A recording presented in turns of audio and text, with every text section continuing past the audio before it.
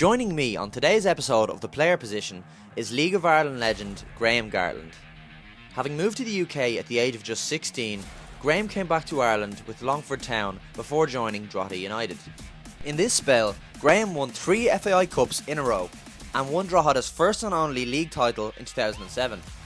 Off the back of these performances, Graham got a move to St Johnstone in the Scottish Premiership. Graham talks about his fascinating journey from nearly giving up football at a young age to playing at Celtic Park in front of 60,000 fans. Alongside this, Graham gives us an insight into his time as Dundee United assistant manager, where he faced off against the likes of Steven Gerrard's Rangers and Brendan Rodgers' Celtic. Stick around for this fascinating football journey on The Player Position. Graham, thanks a million for joining me. How are you keeping? Yeah, I'm alright. How are you? I'm all good. You're basically here today. I'm just going to have a bit of a chat about your career from start to finish. So, starting off, I suppose, what would your earliest memories been of playing football when you were a kid? I know you're at a few different clubs. Organised football was probably when I was about 10, I think, with Johnstone Celtic. Under 9s, I think, was with Johnstone up in Tala. I'd actually went down to play for Rangers. My brother joined Rangers down at Bushy Park, and then I had joined the under 8s. But I remember the first time I went over to play for them, it was actually over in Springfield. I think we had about 22 players or something, so I was obviously last in, so I never even got a jersey, and I just up and walked home. And my family were going swimming, so I was like, well, not missing out on going swimming. And I was upset, like I just sat in the car waiting for everyone else. And so it wasn't a good start. But look, I've been playing football since I was really young. I have two older brothers and an older sister, and I would have just played football constantly with them. It was just that thing, and typical childhood in Tala, really. You know, every time there was a different sport on, you played that, but it was always the football that you came back to. So went to Jobstown, had a couple of years with Jobstown.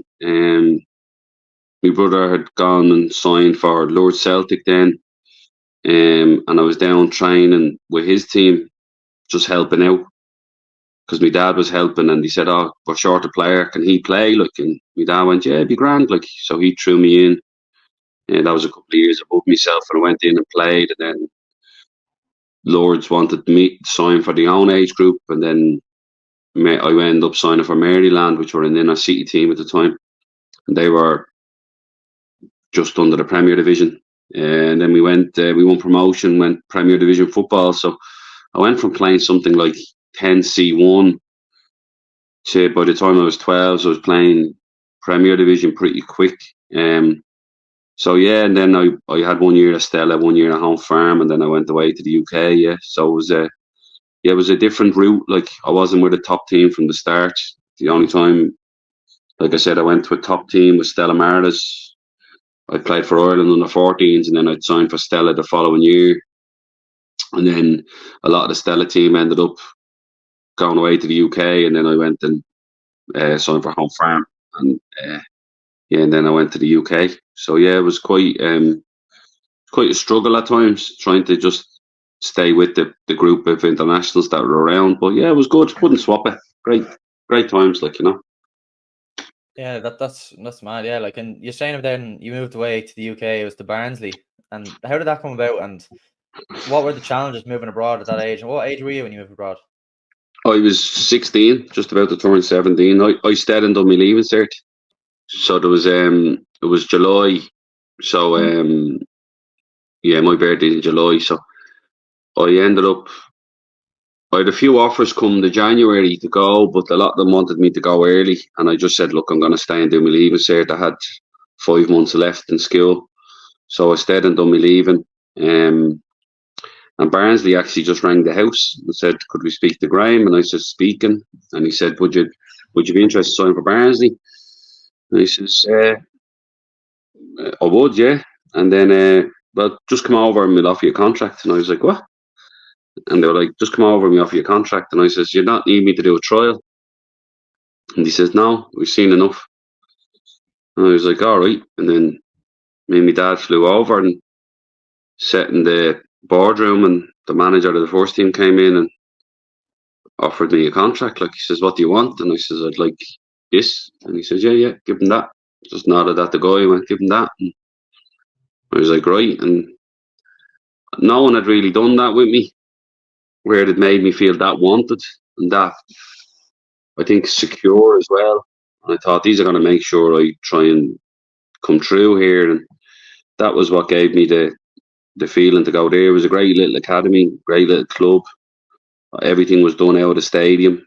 The training pitches were all beside the stadium. So yeah, and I loved it there. The first year, probably one of my best memories in football, because again, I remember having this conversation with Paul Doolan when I was at Drogheda, because obviously I went to Barnsley, I came home, went to Dundee United, I came home, went to Longford, had a great year and a half at Longford.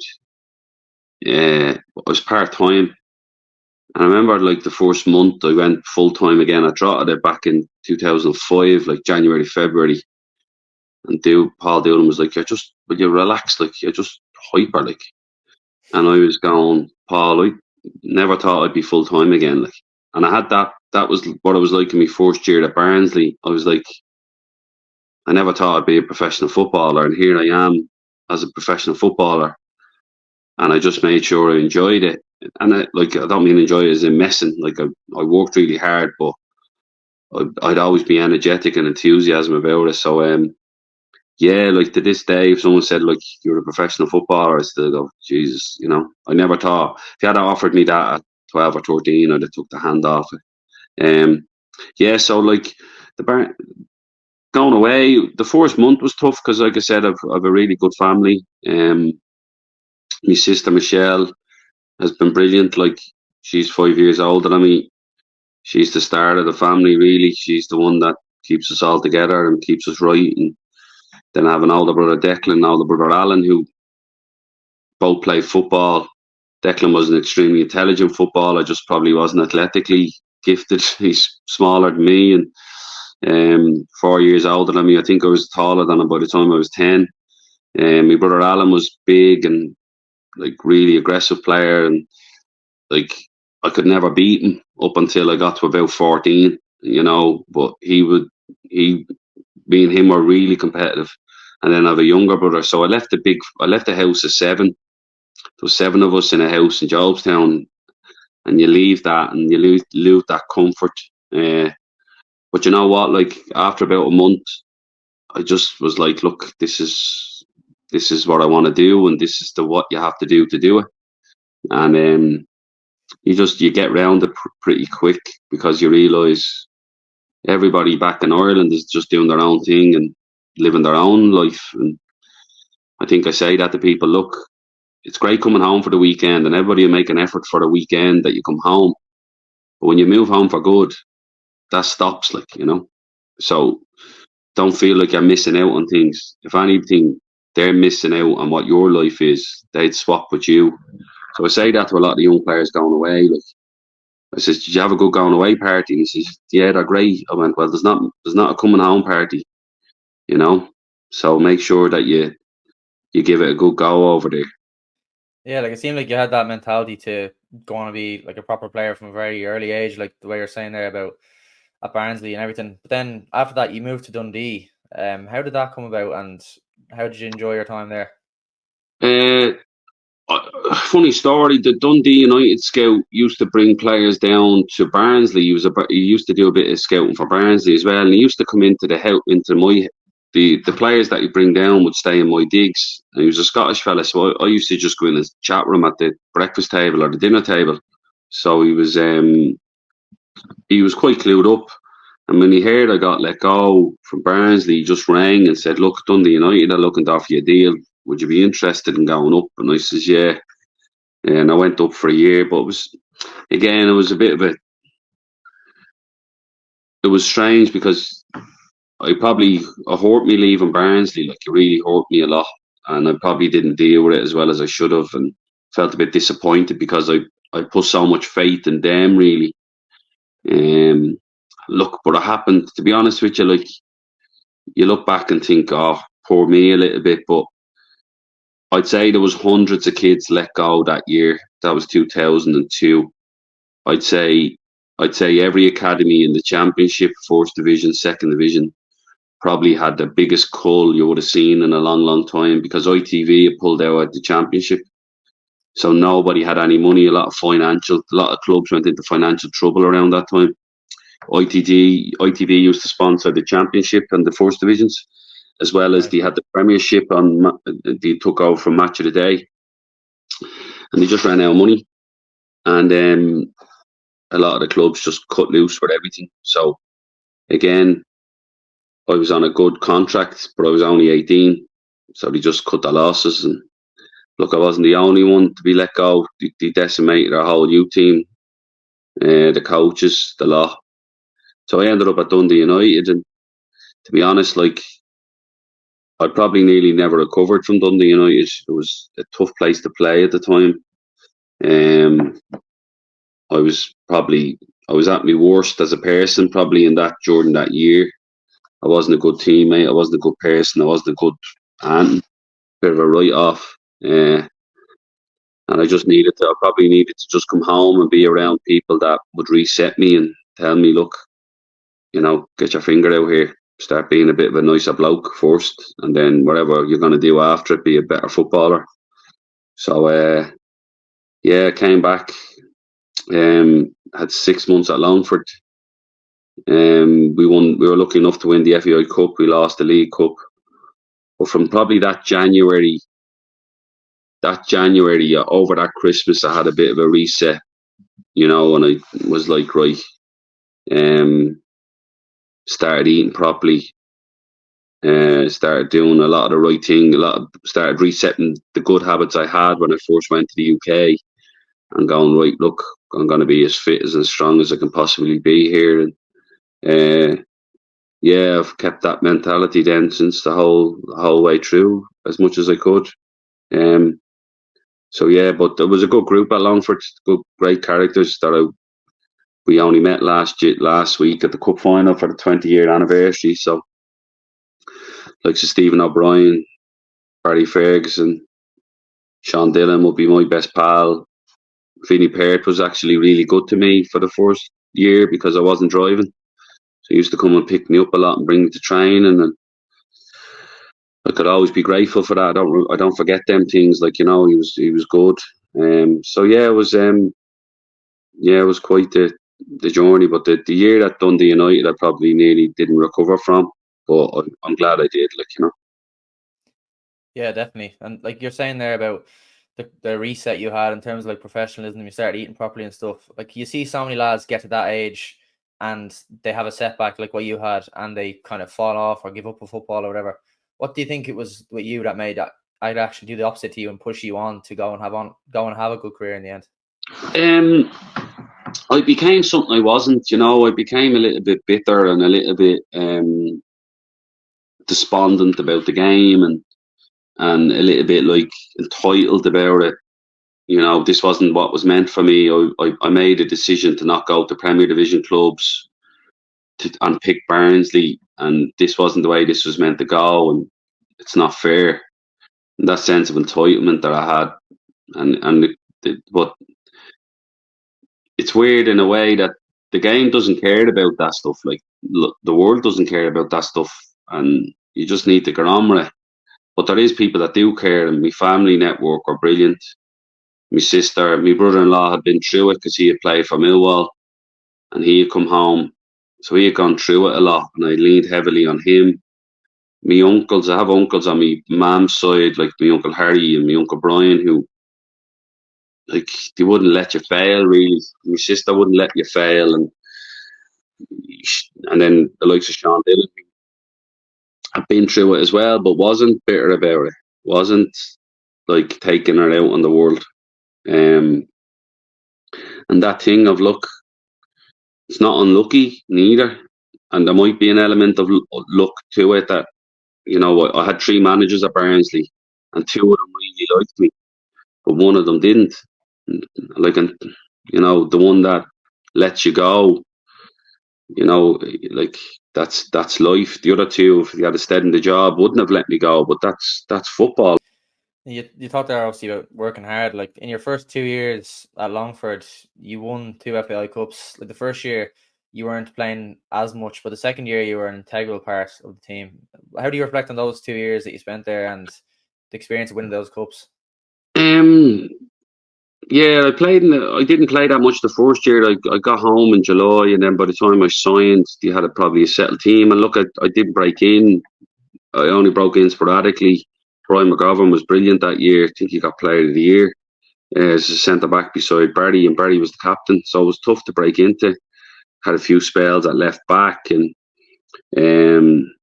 that type of thing. The following year, I came back and I was really, really fit. I remember coming back and we done a bleep test, and I would have like done extremely well on the bleep test compared to most others, where I was still running for a while. Like I said, I had that reset that January, and then I actually had a groin operation halfway through the season, and then I came back in and we went on a good run. I think we went something like 13 games unbeaten. We went from second bottom up into the top four. We won a League Cup. We then get to a League Cup, or we then get to the FAI Cup final. But yeah, it was that thing of you get into a rhythm, you get your fitness, you're strong, you feel you can play, you become part of something. We had a great group in that we were always together. We stuck together, we dug each other out, but we helped each other. You had a lot of older players that were really good, as professional as they could be for people who were part-time. We had a young core coming through that would have given us energy and legs. Myself, Sean Dillon, Sean Prunty, Alan Kirby's only a couple of years older than me. Shane Barrett was excellent. And then you threw in the experienced lads, Stephen O'Brien, Vinnie Peart, Barry Ferguson, Brian Bourne was in for a while. Dean Fitzgerald came in, and Dino was great. Like, Dino was brilliant for the dressing room. Like, what a guy for the dressing room. Like, would tell you, like, hey, brilliant today. Like, and when Dino said it to you, like, because you got a compliment from Dino, it was brilliant. It meant the world to you, like, because he had a good career up the north. He played with a great Shells team down here, but he's just a cool lad from City Flats. Like, so for him to give you a compliment about playing football, you were buzzing off of, like, because he'd be like, top notch today, well done, kid, and you'd be buzzing, like. And Dino still has that personality now. But like, just the togetherness, and then you end up just getting into a rhythm where you're playing and you're impacting games, and the lads are looking, thinking, right, they value you then. And there's nothing better as a footballer. Obviously, you want your manager to back you, but when your fellow players back you and your peers back you, you feel sort of gives you a bit more. And that goes back to be the best teammate you can be thing. That's what meant the world to me, was being a good teammate. And I tried to be that. But yeah, I was on the floor a year before, and then before you know it, you've lifted 3 cups, in the space of 18 months. And like 18 months before that, I probably would have thought about giving up football. So it just shows you how quick it can turn around. But a lot of credit has to go to that group. I got plugged in. I got plugged into a really, really good dressing room, and I said this to a couple of times. I wish every kid who's come back from the UK could go through it and just get reset in that environment, because they comfort you when you needed it. They give you a bit of ridicule when you needed it. You're still whinging. Oh, you must have picked that up in the UK, and that doesn't work here. Get on with it, and that type of tough love as well. And then just the stick you got for everything you've done. No matter what you've done, good or bad, you just got stick, and you just went, yeah. And you realise that they're giving you a stick, it's a good thing, and you're a part of it. But yeah, that was a great 18 months, and I don't think without them 18 months, I don't think I would have went on to even get a chance to play for Drogheda go back to the UK. Like, I think it gave me a great ground, and again, it re-grounded me in what I had probably at 16 and 17. So yeah, it was a brilliant year and a half. Yeah. After such a successful time at Longford, like, it seems like it wasn't just on the pitch, it was off the pitch. You probably grew as a person a lot during that time. What was the main factors when you going to Drogheda? What was it that you really wanted to achieve there? Or could you see the club was just on an upward trajectory from when you looked at it? I didn't want to leave Longford. They probably, I was saying now, but they made a bit of a balls of me contract, to be honest with you. I got a phone call a month beforehand about would I sign for Drogheda, and I was like, no, I'm staying. The Santa Cup had just come in, so we were going to play in that. We'd qualified for Europe. We'd finished ahead of Drogheda. My best friend was there, Sean Dillon. Like, we were like, I'm not going anywhere. I didn't want to leave the group, but they like wanted to give me like a 40% wage cut or something, and I was like, can't afford that. Trying to save for a house here, but yeah, it was just something silly that they just were like, no. And then I spoke to a few people, and I was like, look, that Drogheda going full time. Paul Doolan's a really good manager. He's a good up and coming manager. He's just been player manager at UCD. He's going to be successful there. Financially, they were throwing a lot of money at it in terms of trying to build up of an infrastructure. We had a good training ground, and I thought, I wouldn't say a little bit.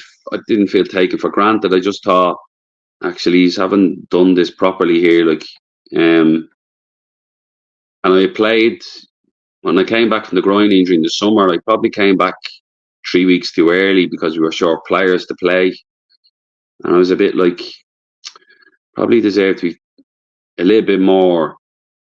It's not a little bit more respect. I thought that's a strong way of saying it, but just a little bit more understanding of, actually, he's really helped us here, and he's done it to the detriment of. We all play through injuries, but just have that. I got the contract was offered over the phone. I was meant to go and meet them. All that stuff that just. And then the more I thought about it, I was like, look, I have a chance to go full time again, and it was a good long-term contract. It was a 3-year deal, which weren't really given out at the time in the league. And look, the first 3 months when I went to Drogheda were tough. I didn't enjoy it. It wasn't the same as what I had. We had signed 13 new players. There was lads from the old squad. The dynamic just wasn't there yet. I was just trying to be as bubbly and as enthusiastic as I could, and lads are probably thinking, who's this guy? Like, so yeah, it was tough. Like, but after that initial period, you realise, look, and what we had at Longford was good in that for the big games we were excellent. For the big games we were well drilled, we were well organised, we were well up for it, we were well motivated, and we'd spike for the big games. With Drogheda, it was like the difference between the 2 cup finals. So in 2004 for the cup final, we had a big 2 weeks around being ready for the cup final, done a lot of projects around performing on the day. Well organised, well drilled, all that stuff. Not the chance. Paul done all that, but Paul used to do that for every game. So Paul's was like, yeah, we know it's a cup final, and yeah, I want it to be extra organised in terms of take care of everything you need to take care of, but get used to playing in these games, because we're going to play in a lot of them, and we're going to be as successful as you can be. So whatever you're doing to get ready for this game, I want you to do it to get ready for every game you play for this club and play for me. And that was the difference of the consistency level. That's where we became ridiculously consistent at Drogheda. And look, you could do that because you were full time. I think if Longford's core group of players had been full time as well, I think we could have got to that level of consistency too. Whether we were going to challenge for leagues or not, I don't know. But that was probably the difference in what Paul brought. Now I still get on great with Alan Matthews, and I still get on great with Paul. So it was just, that was one of those that just fell through the cracks, and I ended up at Drogheda, and Stephen Gray was in the team at the time. He was in the team of the year, and I was like, oh, here we go. Like, I'm not, how am I going to get in here? And then I said to Paul, like, why are you signing me? Like, and he just said, look, I just want you in my team. And I'd managed to do well in the cup final in 04 and played well. So he probably just thought, look, I want this guy in my team.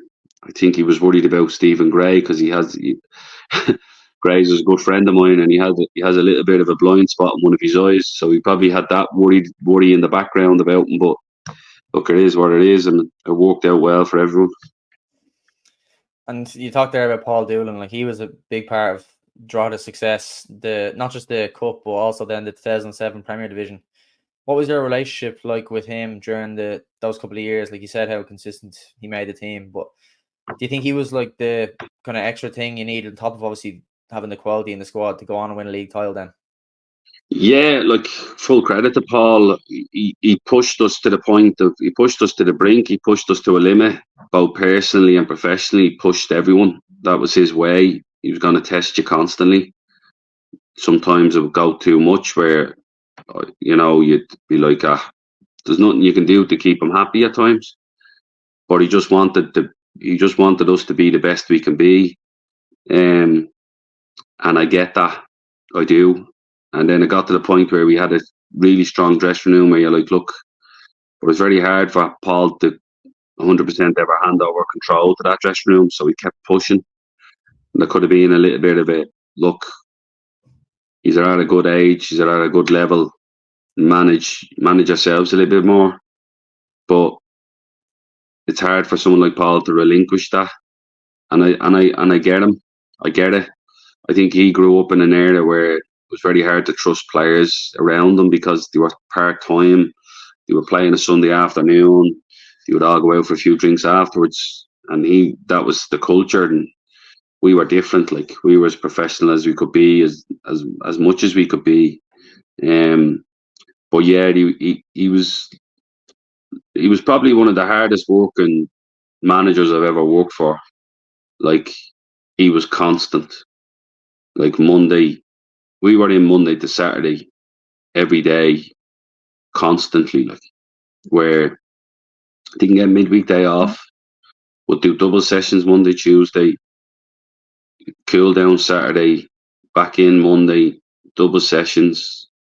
Yeah, he was there all the time, constantly. First in, one of the last to leave. As a manager, he was everything. He just drove us from a club that there was a lot of pressure on us as well, because there was a lot made of the financial impetus that we had and the input that we've been given, and the financial help that had just come into the club, and I were buying up players and buying up the league. But at that stage, you'd really top teams in it that had been going a long time. Cork were brilliant. Shells were excellent. Shells were probably the standout group in that year. I think they won 3 out of 4 leagues. Cork had broke the cycle. I think they'd won 02, 03, and then Cork won it they'd won 03, 04, and Cork won it in 05. I think they won it again in 06, and then we won it in 07. So Shells were really dominant. So to break that dominance, like, I know that was a big thing. And then the 2 Setanta Cup wins, which were brilliant for us as a club as well, just gave us a taste for success. But that was at the time when the Setanta was really strong.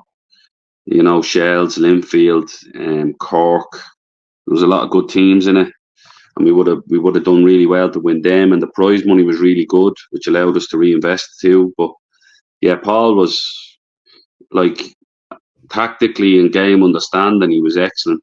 Really, really good. Like, really, such a really good manager. Defensively excellent in terms of how he wanted to set his teams up. But yeah, like, you got a lot of good out of me. Sometimes by challenging me, sometimes by ignoring me. There was a lot of times when, but I've a good relationship with Paul now, and I value everything he was trying to do, and I understood what he was trying to do. Having gone into coaching myself, I understand it. But, like, I'd say to him, look, you can trust me, but you can trust players a little bit more. But that's that's Paul's thing, is that he wanted to keep pushing under his control, and I get that.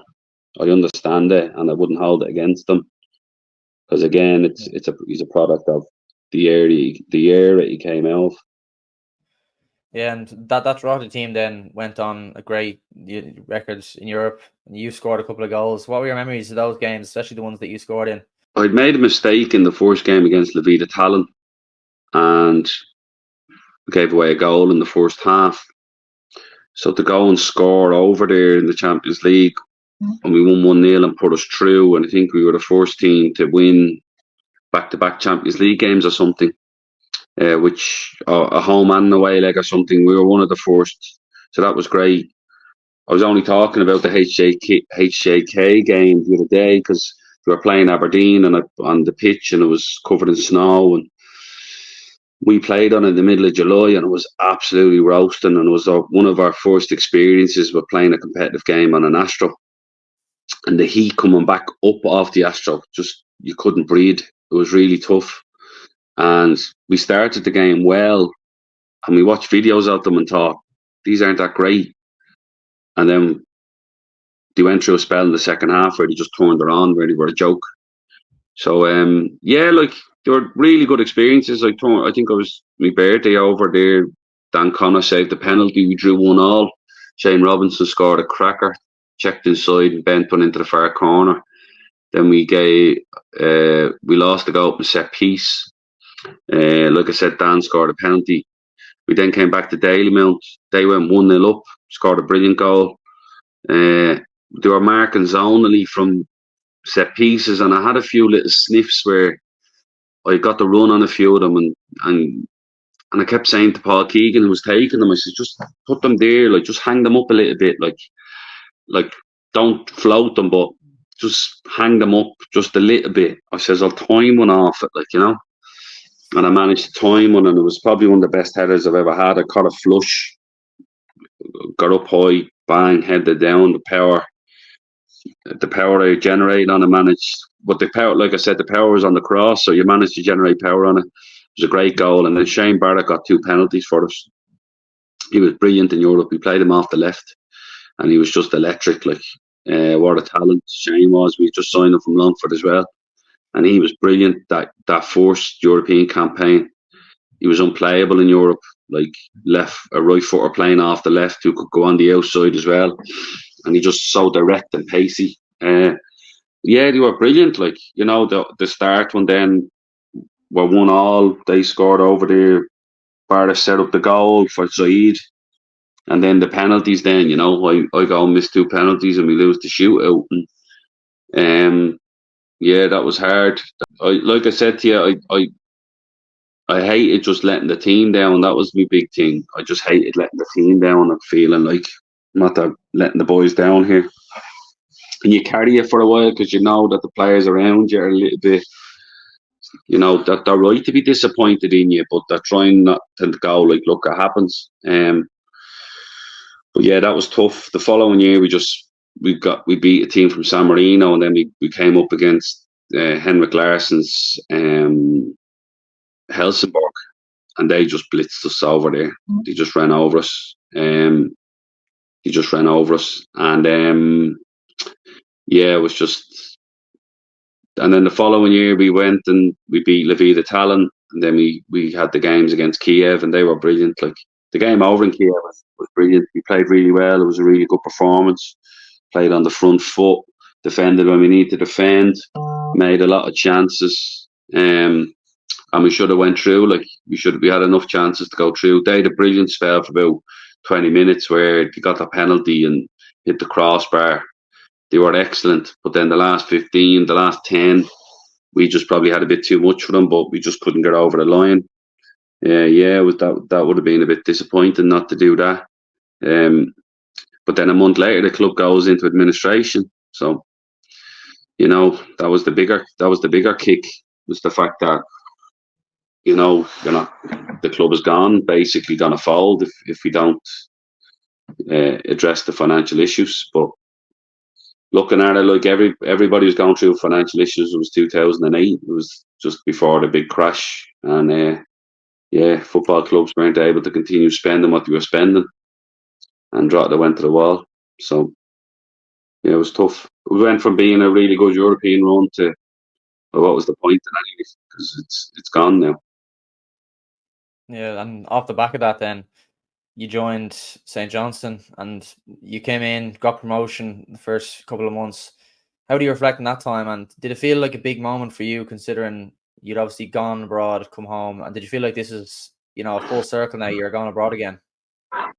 Yeah, look, I felt better quick to go over as well. I had a lot of games, big games as well. Like I said, cup finals and European games, and had a lot of experience of that. The first month I got there, I done my medial ligament. Came back from that. 2 months later, I was in a car crash. Struggled with that. That summer, I came back.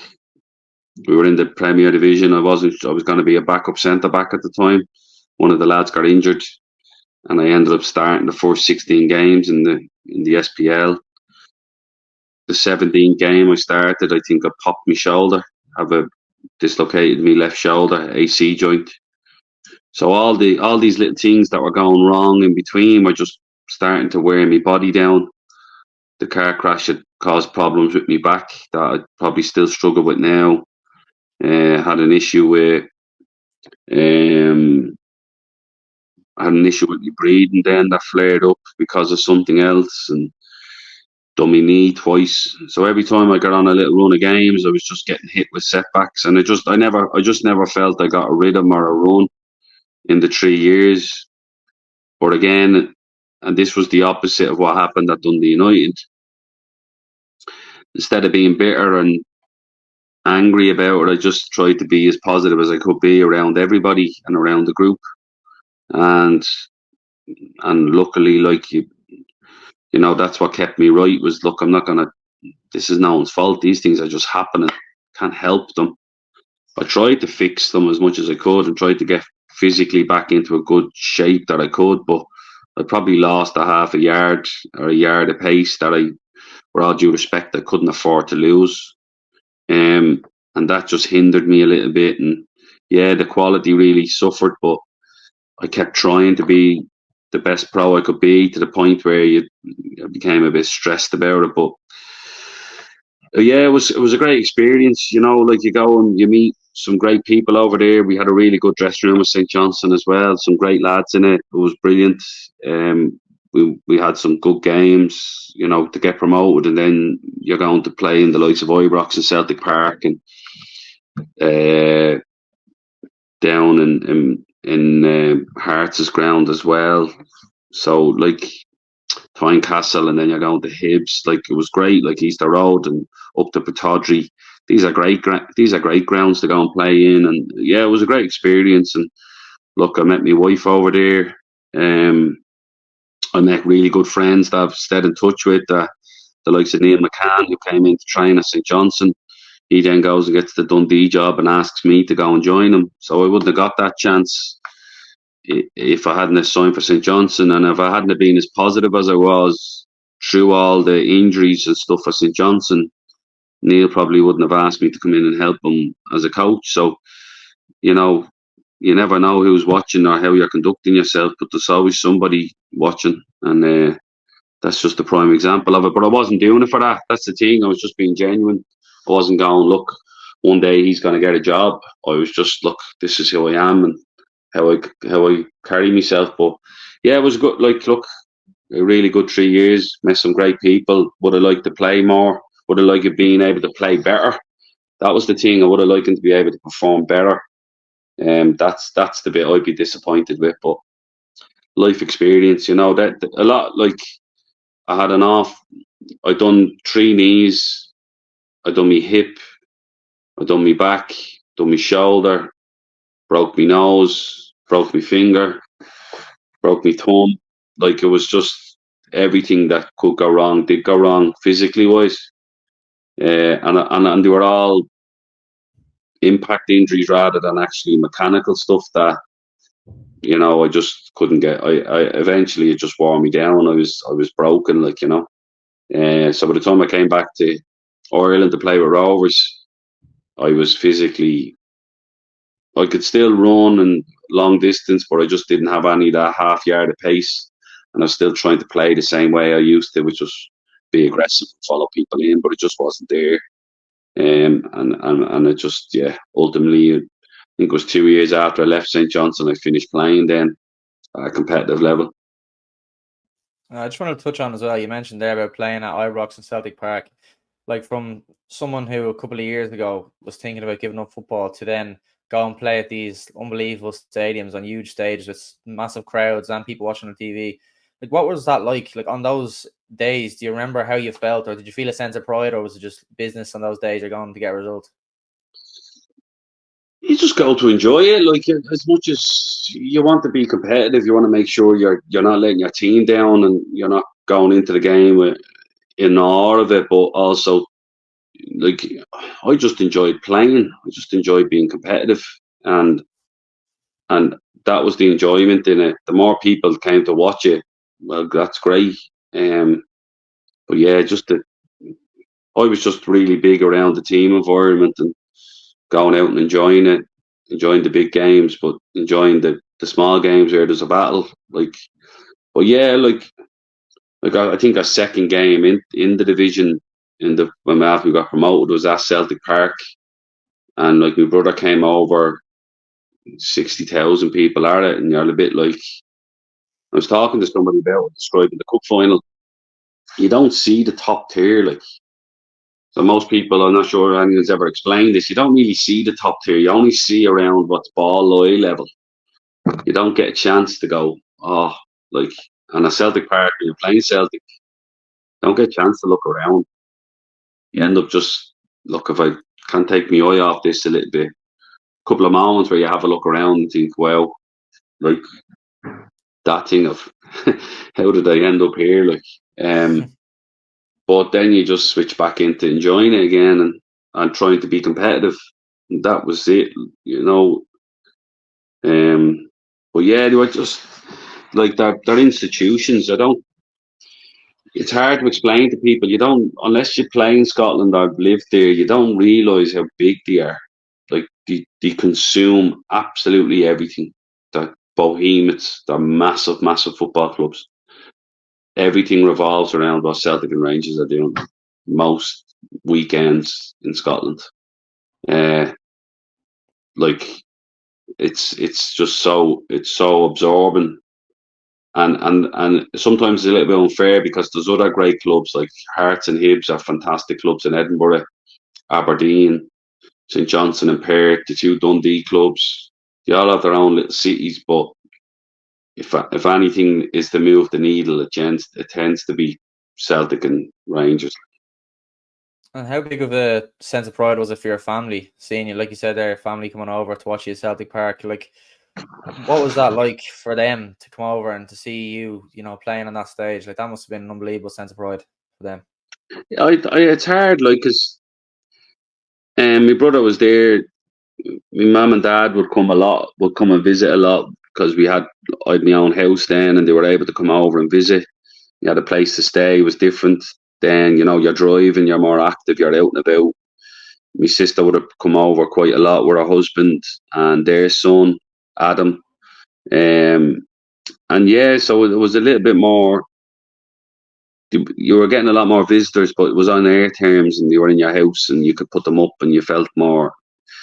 That's what I think they were proud of that, and then they come to games, and it was just like, but that stage it was, that's what Graham does, like, it's just Graham's job. It becomes, but I remember my uncle Harry came over to watch a game, and that was great because we were playing St Mirren, and came over with his two sons, and that was brilliant that you're able to do these things and share them with them.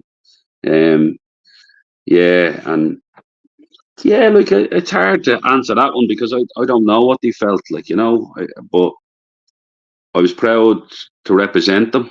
I still am, and that's why I try and carry myself all the time, because I know I have a really good family behind me that I want to make sure I'm never letting them down. But yeah, sometimes they weren't that proud when I probably got sent. I think I got sent off against Celtic and didn't do too well at Ibrox. So yeah, they probably were. heads in the hands at that stage. But I think everybody's proud of their kids, no matter what they're doing. Once they're trying to be the best they can be, I think most parents are proud. So yeah, I'm sure they were at some stage. Yeah. So you came back then to Ireland, like you said. After that, then, like what you said about Neil McCann, you ended up going into a job with him, and your first full season, come ninth place. That was a solid season. How do you reflect on that time, and how did you find being an assistant manager? I loved it.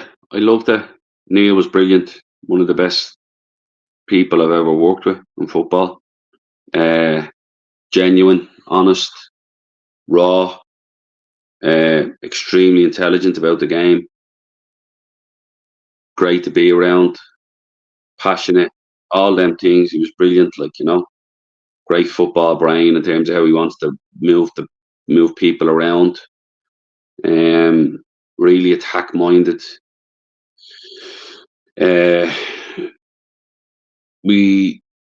It was a tough year because you were just dealing with so many moving parts, and you're basically gone into a club where you had to be the whole structure of it. We were manager, assistant manager, scouting department, opposition analysis. We had to do everything. So when I tell you we were in at 8 o'clock in the morning till 5 o'clock at night, and we would have stayed longer if the stadium could have stayed open. That's what we done. We were going to, it was tough for my family. I had a young family at the time. It was tough for my wife, because we had moved back to Scotland, but really, really tough for them. I had a 6-month-old and a 2-year-old, and I just probably never seen them. So yeah, from a personal point of view, it was probably tough. Professionally, it was great. You just become all consuming. I didn't have a grey hair in my head when I went in as assistant manager, and now look and it's just all consuming. It's so, and the intensity of it. I can look back now and think I wish I was more relaxed about it and became a bit more the controllable type. But you wanted to will it on so much because we were both in it together, that you just wanted to do it for each other really as well. I just wanted Neil to be successful, and he was saying, but yeah, it was like the first year was great. We played unbelievable football at times. It was brilliant.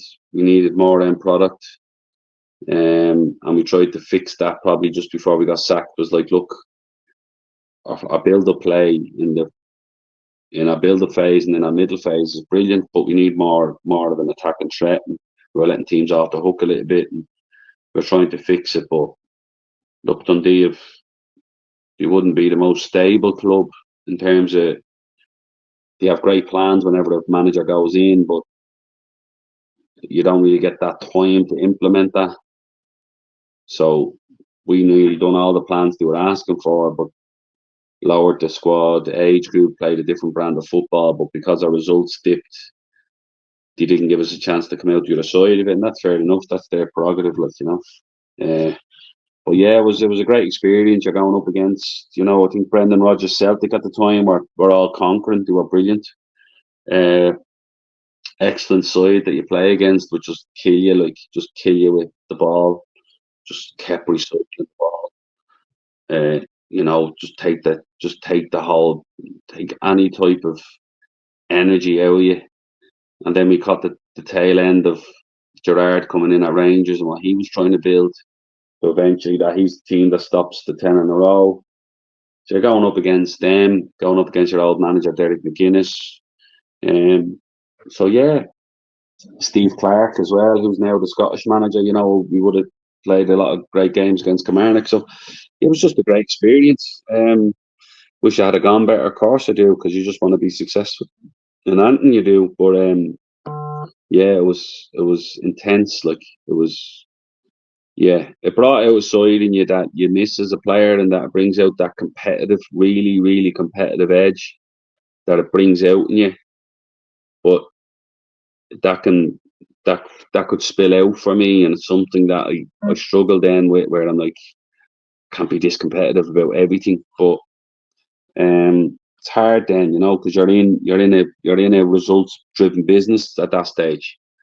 So now that I'm coaching probably development phase, I can take a little bit of a step back from that competitive edge and go, look, it's about development and making sure that the kids are getting great information, or sorry, as good of information as you can give them, without the pressure on them to be, you just have to win. And that's the difference in the two coaching ways of doing it, really. Like you're saying there, brought out a really competitive edge in you. I know you're coaching the youth level now and you're still involved in the media, but do you ever miss that in terms of playing or managing, that real kind of competitive edge to it? I do, yeah. I do sometimes, yeah. I miss that little edge to it. But you know what, like, it can fire me up to a point where sometimes I don't like it and I can go too far. So I don't miss that. Doesn't tick that box. It ticks the different side of my personality, which is wanting to help people and wanting to encourage players to be the best they can be, both on and off the pitch, and having that energy and enthusiasm to be that way and be a bit more bubbly. Have jokes with them, get to know them, not just getting to know them to push them so that they can get results for me or my team, just to be that way. So it can bring, competition has always brought out a side of me sometimes that can cross the line, and that's the bit I don't like. But it's something I have to handle myself. My disciplinary record sometimes wasn't great as a player, because there'd be a switch in me, like, where I just go, look. And then similar sometimes when I was coaching, sometimes I needed to be better. But yeah, it's sometimes I miss it, but a lot of the time I don't. No. Graham, I really appreciate your time. No problem at all. Great to hear your stories about your career and so much different experiences and advice as well for young players. So thanks so much for that, and I really appreciate it. No problem at all. Thanks a lot.